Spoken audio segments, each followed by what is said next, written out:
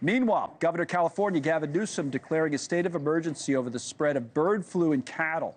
So you have more than 300 dairy herds tested positive in California last month. CDC confirming the first severe case of the illness in humans.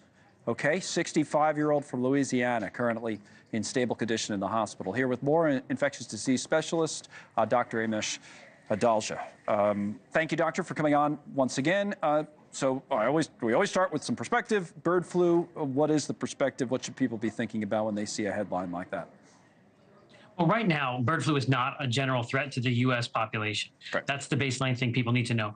What's happening in California is that they have a problem with their dairy cattle herds being infected.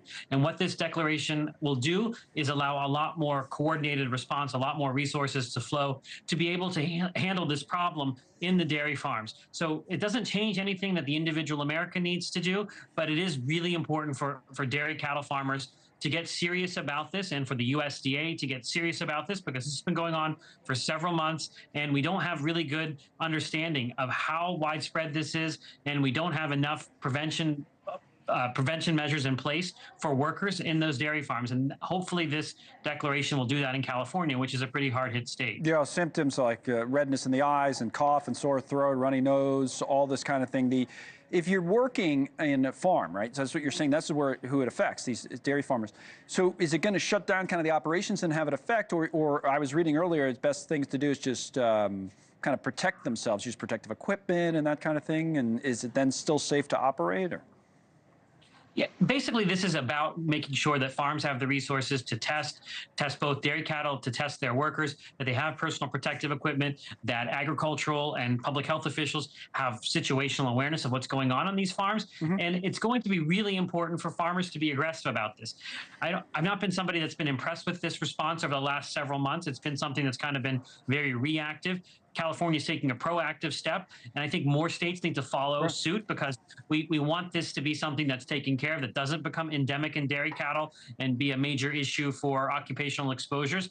And the other thing is bird flus are very dangerous in general, and we want to be kind of adept at dealing with and identifying bird flus. So when there is a bird flu issue that does affect human public health in a major way, that we're ready, that we have response systems in place, and hopefully we'll get there. Last thing, why aren't we more ready? To your point, you say you haven't been impressed by the response. It's not just California, but it's mostly there, 645. And then you have Colorado, Idaho, Michigan, Texas, Iowa, these other states that have cases as well. You see the map there. Why aren't we more prepared for this? What's the problem? It's not that we don't have preparation or know what to do. It's because cattle are a commodity, and there is a lot of reticence amongst farmers, amongst agricultural officials, to kind of disrupt that trade, to have people there testing, to have some of that milk removed from the market. And I think that's the issue, is that we've got this kind of tension between dairy cattle as a commodity versus the public health and veterinary health threat that this is. And that's kind of been the theme for the last several months. Finally, people are getting serious, because this didn't burn itself out. And I think we want much more integration between CDC, USDA, state departments of health, state departments of agriculture, and that hasn't happened.